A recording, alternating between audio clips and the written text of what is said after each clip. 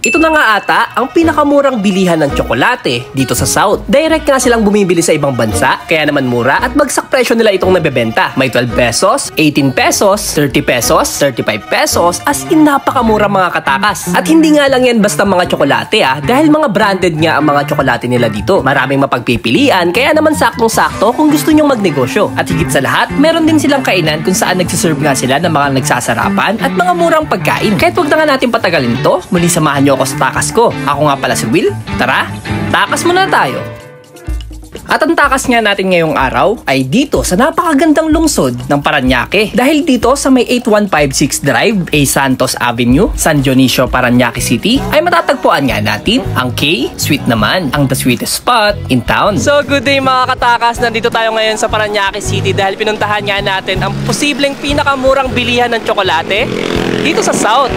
Ito nga ang K-Sweet naman. Uy, ang sweet naman. Ang sweetest spot in the town. At sobra kami natuwa dito dahil sobrang mura talaga ng mga tsokolate dito. Lalo na yung mga kilala natin tsokolate kagaya ng Cadbury, KitKat, at napakarami pang iba. May tigpo 14 pesos, may tigpo 58 pesos, 35 pesos. As in guys, sila nga daw ang pinakamurang bilihan ng tsokolate dito sa South dahil posibleng sila nga ang binibilihan ng mga murang tsokolate dyan sa lugar nyo. So wag na natin patagalin to, samahan nyo ako.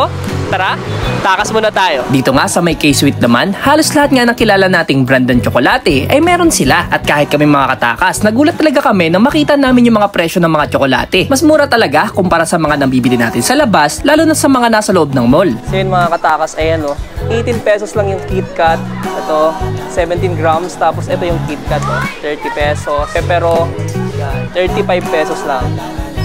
Dami pang tsokolate dito kagaya ng Mars, Snickers. At yung presyo dito guys, ayan, kagaya ng pepper ko, 35 pesos lang siya. Sa loob ng mall, alam nyo na kung magkano yung presyo niyan, halos doble. Ayan Cadbury. Ito ang Cadbury, isa sa pinaka parang paborito kong tsokolate. Sobrang sarap na ito guys. Yan, Toblerone. Dito guys, meron dito tigna 91 pesos, meron 98 pesos. Alam nyo na kung magkano yung presyo niya sa loob ng mall guys. Sobrang mura.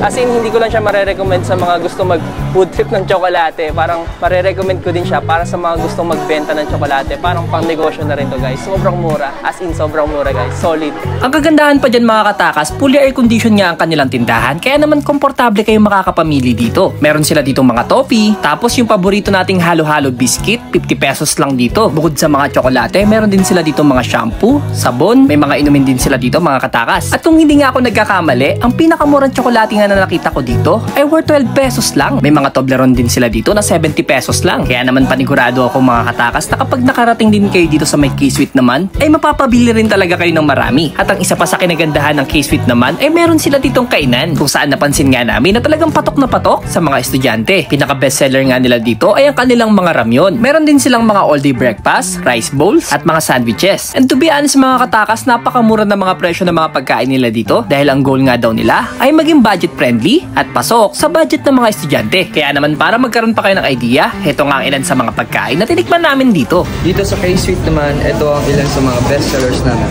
Pork tonkatsu, ebi fry, wagyu beef, spicy pork, pork sisig, fried chicken steak, beef bulgogi, chicken poppers, Hungarian sausage, bangsilog, and tteokbokki, and hotdog sandwich. Angus burger, nachos, and then onion rings po.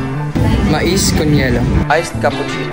Bukod sa visually appealing at mura nilang mga presyo, ay napaka-generous din nila sa serving. Yung wagyu beef nila dito, napakalambot at napaka-juicy. Yung spicy pork, may tamang sipa lang ng anghang at napakasarap nung pinaka-sauce. Actually mga katakas, halos lahat ng pagkain nila dito, hindi mo aakalaing mura ang presyo dahil hindi tinipid sa lasa at quality ang pagkakaluto. Sa ramyon, marami naman kayong flavors na pwedeng mapagpilian, pwede kayong magpa-assist at pwede naman kayo mismo ang magluto. Isa naman sa pinaka naging paborito ko dito ay ang kanilang beef bulgogi. May pagka-smoky flavor at sakto lang yung tamis alat. The best din pang dessert ang kanilang mais con hielo. At syempre, alam nyo namang sobrang hilig ko sa kape, kaya naman hindi ko rin pinalampas dito ang kanilang iced cappuccino. Nga pala mga katakas, may claw machine din sila dito kung saan talaga nag-enjoy kami ni Nikki dahil napaka-cute nga ng mga pwede nyo mapanalunan. Bali bukas nga ang K-Sweet naman mula alas 8 ng umaga hanggang alas 9 ng gabi. At kung may mga katanungan pa nga kayo, mag-message lang kayo sa kanilang Facebook page. So paano? Dito muna natin tatapusin tong video at magkita-kita nga tayo sa next vlog. Muli ako nga pala si Will.